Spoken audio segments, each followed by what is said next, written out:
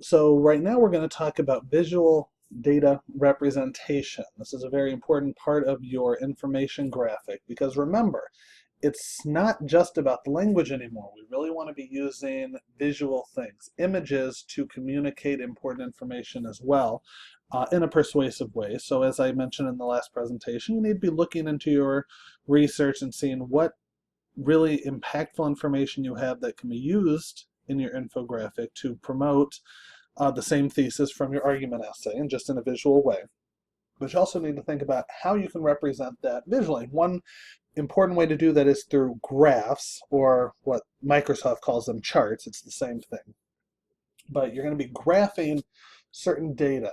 And this is really the best way to represent facts visually. That's not necessarily the only way. There are some other samples, as you can see from the Pinterest website that I gave you in the assignment sheet, but really this is the best way to go about doing this. So visual data representation. And there's really three main types of graphs or charts, and I'm going to show you some samples right now just to get a sense of what they look like, and I'm also going to show you how to actually create them. Okay, but the best way to do it is to actually just get your hands dirty, as they say, trying it yourself. But first let's look at a few examples, and this is also related to the reading for Quick Access Compact Chapter 41. So make sure you've already read that before you continue with this presentation. Okay. Now let's say we have the following data that we wanted to represent visually. Okay, and these are real numbers. All of these are based on actual research that I found. And the demographics at Elgin Community College show that 5.3% of the student population are Black, 39.2% are Hispanic, 6.8% are Asian Pacific Islander, 45% are white, and 3.7% fall into other ethnic groups. And you may look at that and see, oh, okay, well, some of those numbers are bigger than others. I think it gives me a general idea, but it doesn't necessarily give you a full picture of what exactly the demographics look like. So you need to think about what way you can represent that. Okay, and all of those numbers add up to 100%, right? Because demographics in this case are measuring parts or smaller pieces of some whole. Okay, and the best way to represent that is what? Yes, a pie chart. Okay, because a pie chart, looking like a circle, a pie, cut into individual wedges is a good way to represent parts of a whole. So anytime you are looking at statistics of 100% or some other number that are broken down into pieces, a pie chart is a great way to do that. So let's look at a sample of how a former student actually dealt with this very set of data. Okay, so you can see representing it for Black students, it's this wedge, or this one. For other, it's this 4%. For Hispanic, it's this huge 39%, and for white, it's this big chunk over here, 45, and then Asian Pacific Islander. Now, when you see it in this sense, you really see that those two large ethnic groups, white and Hispanic, make up such a big portion of the student population, but you also really see that they're very close to each other. It's almost equal, right? Because the wedges are close to the same size. And then some of these other pieces are, of course, considerably smaller. So that gives you a good breakdown visually of what the college looks like demographically.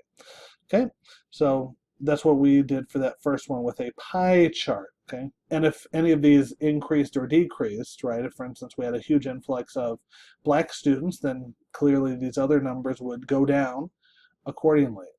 Same thing if one of these got smaller, right, the white students get smaller, another group takes up a bigger percentage because it's all part of that 100%.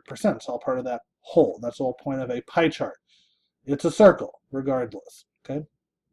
Now, let's look back at some more data. Okay. So adjusting, and once again, this is real data. Adjusting for inflation and using 2013 dollars. Okay, so over time money is worth different amounts, but if we use 2013 dollars, the average yearly price for college tuition at a state-run college in 1974 was $2,710. It raised to $4,101 by 94 and was $5,900 in 2004. In 2014, so closest right now, it was $8,893.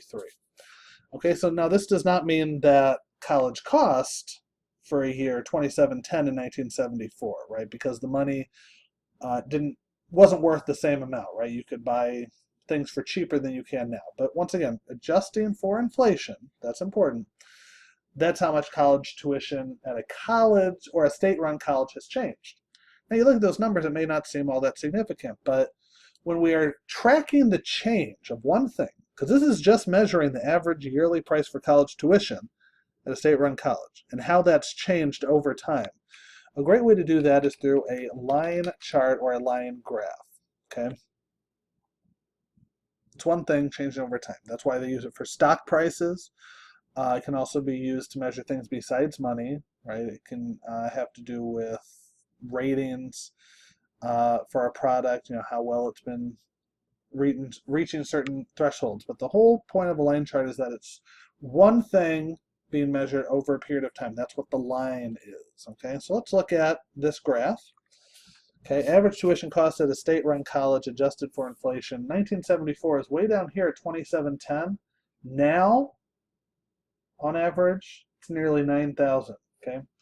So in other words, somebody going to college in 1974 got a much better deal than you're getting right now, okay? Because they paid really small percentage of what's going on now, right? And that's, like we said, that's adjusted for inflation.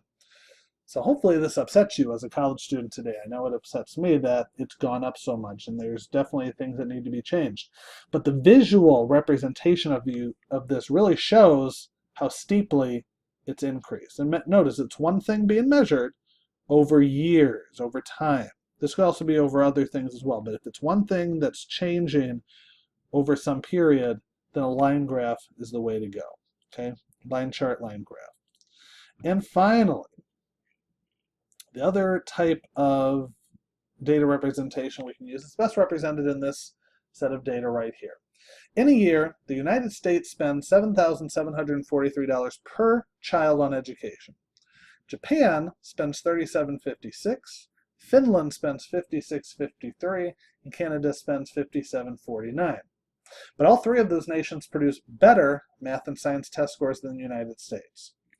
Now, I don't want to use a pie chart here, because if the United States amount spent per child changes, the other ones don't, right? It's not parts of one whole that they're all drawing from, so it can't be a pie chart. It also doesn't really make sense to be a line chart because it's not just one thing that's changing over a period of time. Rather, we're comparing different things. And when you're comparing different numbers in a way like this, a bar chart, or it's also known as a column chart when you get into Microsoft, because technically columns go up and down, bars go left and right, but whatever you want to call it, it's when you're comparing different things. And a great representation of this is when I had students getting really fancy, and they even made the graphs look like the flags of these different countries. You can see annual education expense per child, Japan way down here, Canada more, Finland more, but you'll notice the United States is quite a bit more than all the others, which means we're spending more than all these three other countries, but all of them are getting more for their money. So hopefully this makes you look at it and say something's wrong with how we're allocating money if we're not getting good results, because more in this case is clearly not more in terms of increased scores, etc. Okay?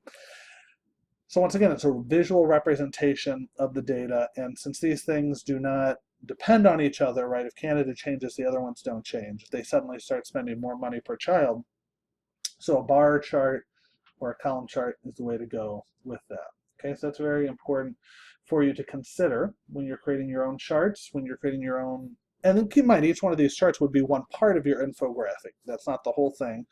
You need these explanatory pieces of information to give context to the research. If we didn't, for instance, include the math and science scores, it wouldn't have the same impact, because we might just assume America's doing the best. But the whole point of it is that we're not, okay? So try to find one of these three types of visual representations for your own data, depending on what the data is, of course. Now, there's other ways to do it, of course, like I said, but these three cover most of the possibilities that are going to work for us, okay? So I want to now just show you real quick how you can go about creating your own graph. Okay, so let me do a new blank presentation. Okay. So and now PowerPoint is not the only way to do this either, but I find PowerPoint works really well because it's a blank canvas.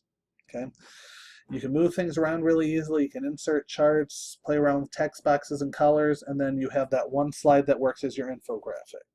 If you have other software that does this or some other way to do it, hey, fantastic.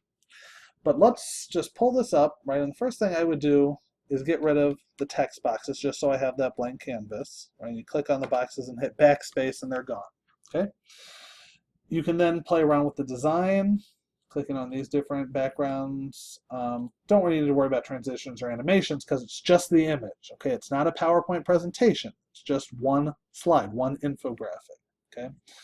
But what I'm most interested in, if you go to insert, you can insert a chart. Okay, that's why I told you that there are sometimes called charts, right? And all you have to do is pick the one that you want to do. Column, like I said, is the same as bar, just depending on which direction it's going. Okay. You also have line. Okay, let's see if it's line or pie. Okay. I'll show you pie just because that's a really simple one, but even there's different choices. Pie in 3D, pie in a pie. You can get as complicated as you want with this, right? But I'm going to show you the simple stuff just to start with. You can get in the software and play around with it all you want, okay? And what it's going to do for you is open up an Excel spreadsheet with the data that corresponds to just a bland, run-of-the-mill pie chart. Then you start filling in the data as you see fit, okay? So let's say we wanted to use the data from before, okay? I'll just make this smaller, and let's say we go back up to the demographics at ECC. So we need 5.3% for black, okay, 5.3%, and this is demographics percentage. So this is going to label the graph for us. Remember that is for black students. We then will do 39.2 Hispanic to Hispanic. White students made up 45%. 45%. Asian Pacific Islander 6.8.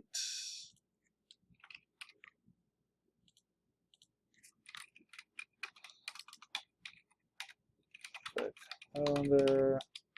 Okay. You'll notice this only gave me 4 wedges, but if I click right here at the corner of my blue area, I can drag it and create as many as I want, right? I only need one more, and I can also lessen it if I need to. I only need one more because I need 3.7 for other. 7 for other. Okay. What I have here fits, and if I look back at my chart, it's filled it in for me, so that I can close out of this. If I ever need to go back to the data, just right-click on your chart, go to Edit Data, it'll pop right back up for you, okay? But that's where we want to start. Now from here you can play around with design, you can click on each individual piece, right-click, and then you can change the colors as you wish, whatever color you want each one to be. You want it to be nice and contrasted. The other presentation that I also have for you on YouTube will give you some information about how to design things color-wise.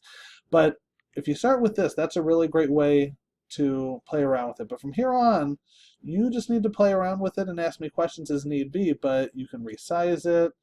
You can go to Insert, a text box to add language, to give labels to your infographic. There's a lot of things you can do, right?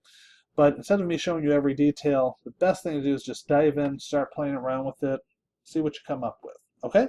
So let's create some really interesting infographics playing with this data and see what we come up with. Keep in mind that for the other charts, you're gonna do a similar thing as we did with the pie chart, okay? It's gonna be that Excel spreadsheet, etc. So play around with it, see what you can come up with, and then we'll go from there, okay?